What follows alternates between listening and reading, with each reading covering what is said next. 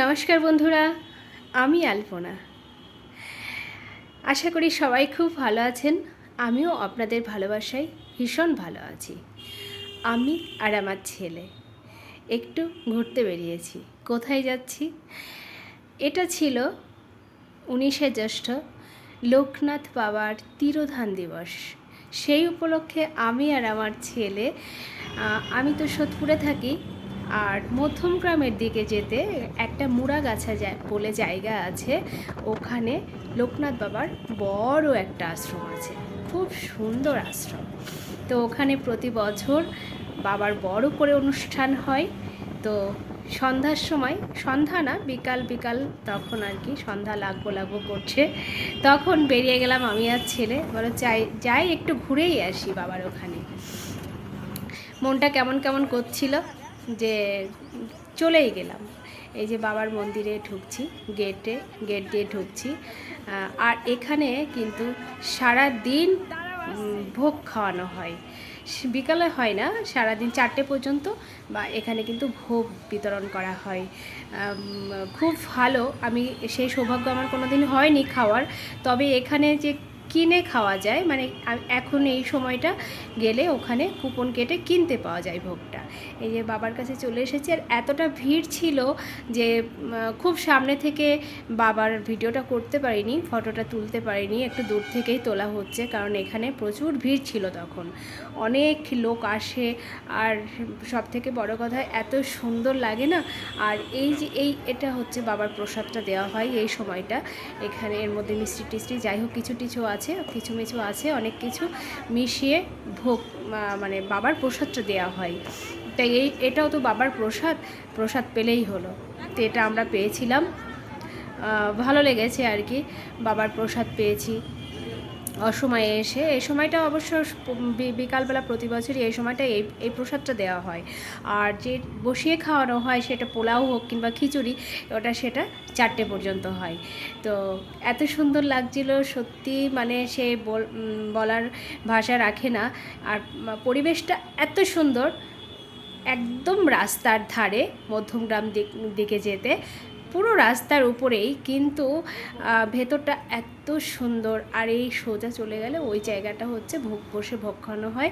আর এই যে সবাই মিলে বসে আছে, অনেকে বসে আছে অনেকটা জায়গা জুড়ে তো মায়ের বাবার আশ্রমটা, সেই জন্য ছড়িয়ে ছিটিয়ে সবাই আনন্দ করছে, ভীষণ ভালো লাগছিল।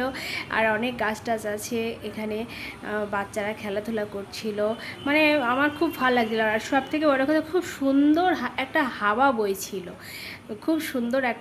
বইছিল, খুব ভালো লাগছিল। আর এর মধ্যে আমার পাড়ার এই যে এদিকে তাকা, আমার দিকে তাকা, তোর জেঠু সব সময় তোর কথা বলে,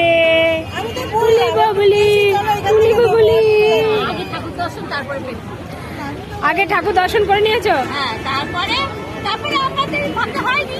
তারপর ঠিক আছে, যাওয়ার সময় এখানে জিজ্ঞাসা করে দেখি যে আমরা যখন ফিরবো তখন পাবো তো, বলে হ্যাঁ। ওই এখন নতুন আবার আসছে, যা চাইবে তাই হবে। আমি একদম তাই তো। কি করবো দাদাকে, কি করবো? দাদা কি করে দেবে? তুই আমার কোলে আসবি না? ভালো করে বল, আসবি না? কাকে কোলে নেব বল? কাকে কোলে নেবো বলো? কাকে কোলে নেব বল না, কাকে কোলে নেব? সোনামা বলো না, কাকে কোলে নেব?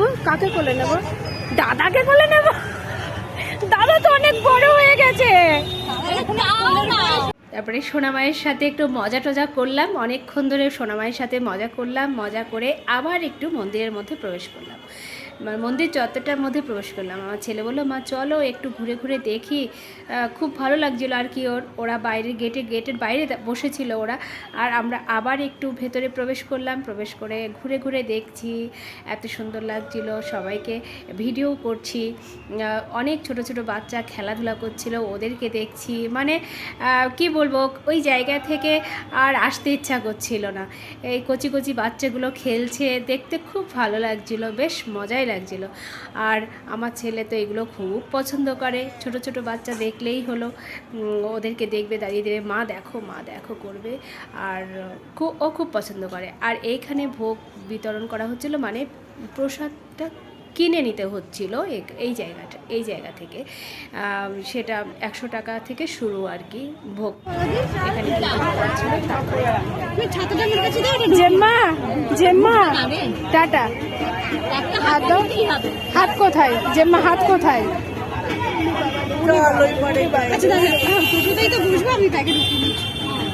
তারপরে আবার জেম্মার সাথে দেখা করে একটা বেলুন কিনে দিলাম জেম্মাকে। কে আদর টাদর করে আবার আমরা অটো করে বাড়ির উদ্দেশ্যে রওনা হলাম। আর ওরা টোটো করে আসছিল, আমরা অটো করে চলে এলাম। আর আস্তে আস্তে ভীষণ বলবো না, বৃষ্টি পড়ছিল একদম, মানে ঝিরঝির করে বৃষ্টি পড়ছে আর একটা হাওয়া আসছে। ওফ, দারুণ ওয়েদার, খুব এনজয় করেছি কালকের দিনটা, মানে ওই দিনটা খুব এনজয় করেছি। আর বৃষ্টিটা বাইরেতে আমি দেখাতে পাচ্ছি না, এই যে কাছে ঝিরঝির করে বৃষ্টি পড়েছে, কাছের জায়গাটা দেখিয়ে দিয়েছি। বৃষ্টিটা পড়েছে, আমি আমার ছেলে আবার ফিরে চলে এলাম আমাদের বাড়ির উদ্দেশ্যে। খুব ভালো লেগেছে, খুব মজা করেছি বাবার ওখানে গিয়ে। কেমন লাগলো ভিডিওটা প্লিজ সবাই কমেন্ট করে বলবেন।